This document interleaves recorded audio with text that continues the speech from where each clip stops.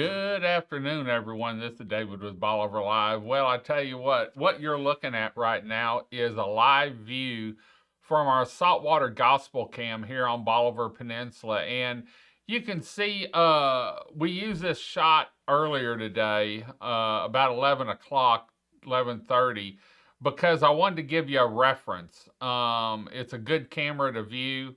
I can operate it if I need to, but I wanted to use it, and I'm going to use it probably again tonight if I get back and don't do a live feed from the beach. But we're in storm watch mode now. We're going to be on and off the air through tomorrow evening, tracking it, watching the radar, and just seeing where Francine's going to go. But I can tell you, I figure it's going to be about 150, 175 miles at least from us. And so let's look at the radar of this, because it started its northeast move now. And you can see up at the very top, right under the ticking clock, that's Galveston Bay and Bolivar Peninsula there. And so you can see where it is from us, and it's heading northeast, heading in. Actually, I think New Orleans is probably about the center of the cone, and we're going to take a look at that. But definitely, I don't think it's grown as fast and as big as what they had thought as of right now, but it still has a lot of room to cover. And what's that mean for Bolivar Peninsula? Well, they did call for a voluntary evacuation, and I'm gonna go through some slides as I'm talking. Did call for a voluntary evacuation, and that's strictly, and actually I've been talking about it since Saturday or Sunday. You know, anytime we have something like this where the ferry may shut down for some time, or Highway 87 gets water on it, if you have a medical condition, you really need to get off the peninsula, because when the wind's blowing, and 87's shut down because of debris and stuff, and the ferry shut down, you can't get off Bolivar. And so anytime you have, may have to go to the hospital, may have to go see a doctor, it's best to go ahead, go visit someone, get off Bolivar, and so you're safe. In case something does come up, you've got access to the medical people that you need. And so let's look at the intensity. And this is the 18Z, or this is the models. You can see it's moved over a little bit more to the east. And once again, I'll say, I'm not a weather person. Please refer back to your local weather or the National Hurricane Center. This actually comes from Tropical Tidbits and .com. Great website. They do some great work up there, and really keep you informed and get the models. One of the first places I see the models. And so thank you to tropicaltidbits.com for everything you do and making it easy for us to find the information we need so we can get it out to the people here. But we're going to be following this now on and off throughout the night and into tomorrow. We're going to be watching the tides. You can see the model shifted more to the east.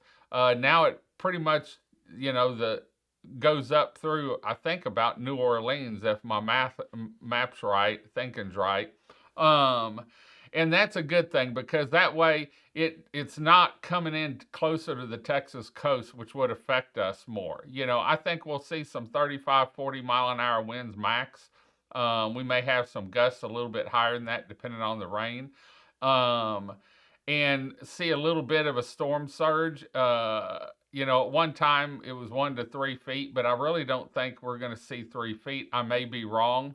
Hope I'm right. And that way we can keep our dunes, because they took a pretty good hit, and a lot of them disappeared during Burl. And so let's look at the intensity. We're about 24 hours, a little less than 24 hours out. And the models are coming together now pretty close. Still got a few down in the tropical storm range. I'm really surprised this hasn't been upgraded to a hurricane yet. It's probably 55 miles an hour, now 51 or something like that. But You can see most of the models. A few of them are in the tropical storm range, but they've come pretty close together about what it's going to be at landfall, and that is a Cat 1, middle to low end Cat 1. And so we'll have to wait and see. A lot of the storm chasers and meteorologists think it may ramp up a little bit, but they may change their mind now, because has been taking in some dry air. And I think that's sort of why, from reading up on it, why it hasn't intensified like they thought it was going to. And so I forgot to put up. Let me see real here. Let me get something here and get the. We got the latest hurricane, or National Hurricane Center update, and so let me find it here. 4 p.m. I'm probably gonna have to size it down a little bit, and see if I can get it sized in here. I made a mistake and didn't get it put in place. And so let me see if I can get it in here in place real quick to show y'all, because I was up here at the office, but I was waiting for the, there we go, waiting for the 4 p.m. update to come out. And so there you can see, this is the 4 p.m. Tropical Storm Francine update. You can see on there, I'm watching my TV, Bolivar Live TV. And you can find our shows on social media, Facebook, YouTube, Instagram. Once we put it up, it comes out automatically on Facebook and YouTube, and then we put it up on another YouTube channel, and then Instagram and the website. And so for live stuff, it's best to watch it on YouTube or Facebook. You can also see it on our Bolivar Live TV. And when you go to it, the right banner at the beginning that talks about the shows is our live channel. And when we come on, that goes live. And then we've got our library of shows about 2 months. But here you can see and it looks like they've sped it up a little bit, because it was looking at 1 p.m. or 7 p.m. Wednesday, and they've upped it now, I guess, because it's going across, not making that curve and an arch in it. 4 p.m. today, you can see where it is, and 1 p.m. Wednesday with probably a 2 p.m. landfall. There you can see it, or 4 p.m. landfall. There you can see 1 a.m. It's up at the Mississippi-Louisiana line. And so is a tropical storm. And so it looks like it's going to go down pretty quick once it hits land. But it has moved over, and I didn't pull the models up, but it looks like we're barely in any kind of warning or anything. And so I'll try and get that a little bit later. But anyway, we're going to be updating you. We're going to be watching as the night goes on, through the night, watching the tides, watching Highway 87. We'll do some feeds as needed on any updates that they have. The National Hurricane Center, Galveston County, if they come out with any other updates, if we get word that the ferry shut down for an extended period of time, we'll let you know that and try and do a feed from down there. If not, we're going to be on the road in the Bolivar Live truck. So if you see us tonight, all hours of the night driving around, whizzing by, wave to us, because I told Chris earlier that, okay, it's that time, 24 more hours, and then we should be done and get back. We've got the weekend coming up. We've got to get ready for the weekend ahead. So I want to thank Camp Margaritaville, Crystal Beach, for sponsoring this Bolivar Live feed. Typically, we do a show promoting the business of the beach or something like that, but with this end, we've pulled down all our shows, and probably will through tomorrow, and then Thursday we'll go back to our regular scheduled shows. But want to thank them for everything they do down here. They've got some great live music. Make sure you visit their website at campmargaritavillecrystalbeach.com. So anyway, there's the 4 p.m. update from the National Hurricane Center. You can find this easily if you want to check it. It comes out at 4 p.m., 7 p.m., 11 p.m., 1 a.m., 4 a.m., and 7 a.m. and 11 a.m. And so you can watch this and do the checks. They also have a lot of other information on there. And make sure, if you haven't, they did call for a voluntary evacuation, not a mandatory, a voluntary. But you can sign up for that through the Galveston County Office of Emergency Management and get updates on things that are happening down here any time of the year, not just this time of the year.